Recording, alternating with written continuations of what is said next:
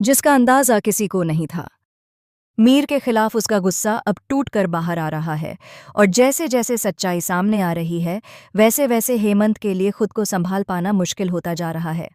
दोस्तों, आज की इस कहानी में इतने बड़े बड़े खुलासे होने वाले हैं कि आपको हर पल एक नया झटका लगेगा। लेकिन उससे पहले आप बताइए, क्या आप भी यही देखना चाहते हैं कि हेमंत किस तरह मीर को उसकी गलती का एहसास करवाएगा और उसे वह सबक सिखाएगा जिसे वह कभी भूल नहीं पाएगा। अब बात करते हैं उस तगड़े ट्विस्ट की, जो इस शो के आने वाले एपिसोड में आपका इंतजार कर रहा है। आप देखेंगे कि एक मुसीबत भरे पल में हेमंत मीर और किरण की बातचीत सुन लेता है। उसकी आंखें अविश्वास में फैल जाती हैं। उसे समझ ही नहीं आता कि वह जो सुन रहा है वह सच है या उसका वहम। लेकिन हकीकत सामने होते ही उसका खून खौल उठता है। वह बिना सोचे समझे कमरे में घुस जाता है और गुस्से से कांपती आवाज में मीर से कहता है, भैया, आज सच में मुझे शर्म आ रही है कि मैं आपको भैया कहता हूँ।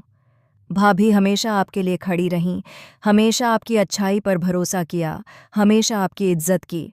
उन्हें तो यह भी यकीन है कि आप कोई गलती कर ही नहीं सकते, लेकिन आपने वह भरोसा तोड़ दिया। मैंने आपको समझाया था, बहुत बार समझाया था कि नोना से दूरी बनाकर रखिए। मैंने साफ कहा था कि वह लड़की आपकी दोस्त नहीं है, वह चालाक है, सब सोच समझ कर करती है। लेकिन आप मेरी एक भी बात नहीं सुन पाए। आप बार बार यही कहते रहे कि नोना आपकी अच्छी दोस्त है। भैया, आज साफ दिख रहा है कि उसके दिमाग में क्या चल रहा है और उसने आप दोनों के बीच गलतफहमी डालने के लिए कितना बड़ा खेल खेला है। हेमंत की आवाज़ गुस्से और टूटे हुए भरोसे से भरती जाती है। और अगर सच में नोना मरना चाहती थी तो इतना वक्त क्यों लगाया? पहले भी कर सकती थी। आखिरी समय पर अपनी बहन को बताने की क्या ज़रूरत थी? उसकी बहन ने भी उसे रोका नहीं। क्यों? क्योंकि ये सब प्लान था, सब कुछ सोच समझ कर किया गया था भैया। और आप उसकी बातों में आकर अपनी शादी, अपने रिश्ते, अपने घर को दांव पर लगाए। हेमंत मीर के सामने खड़ा होता है, आंखों में गुस्सा, दुख और बेबसी का तूफान।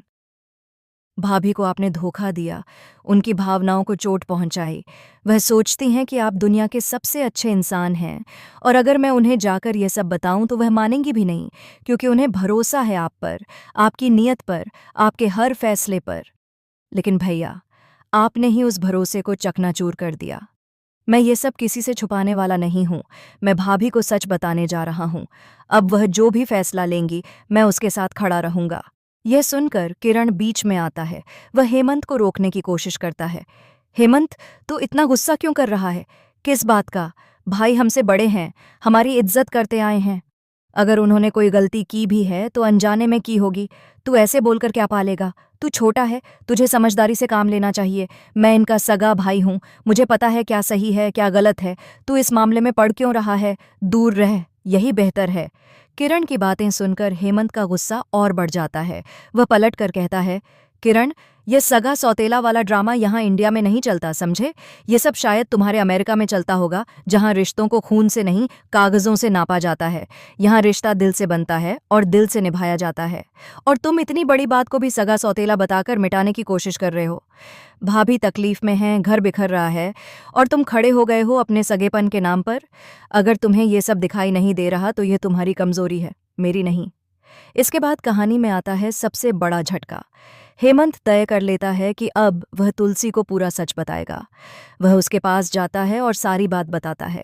कैसे मीर सब छोड़ने की बातें कर रहा था, कैसे उसने नोना के बहकावे में आकर अपनी ही जिंदगी बर्बाद कर दी, कैसे वह घर और रिश्तों की कद्र करना भूल गया। तुलसी यह सब सुनकर सन्न रह जाती है। उसका चेहरा सफ़ेद पड़ जाता है।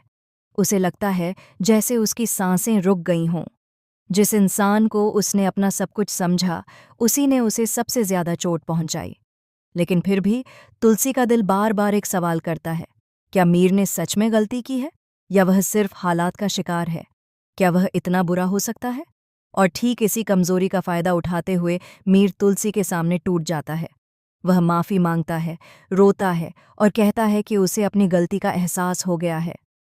और जैसे अक्सर होता है, तुलसी का दिल एक बार फिर पिघल जाता है। वह मीर को माफ कर देती है, चाहे उसकी आंखों में अभी भी दर्द हो, चाहे उसका भरोसा पूरी तरह टूटा न हो, लेकिन वह यह रिश्ता बचाने की कोशिश करने का फैसला करती है। लेकिन दोस्तों, कहानी यहीं खत्म नहीं होती। असली ट्विस्ट तो अब शुरू होता है।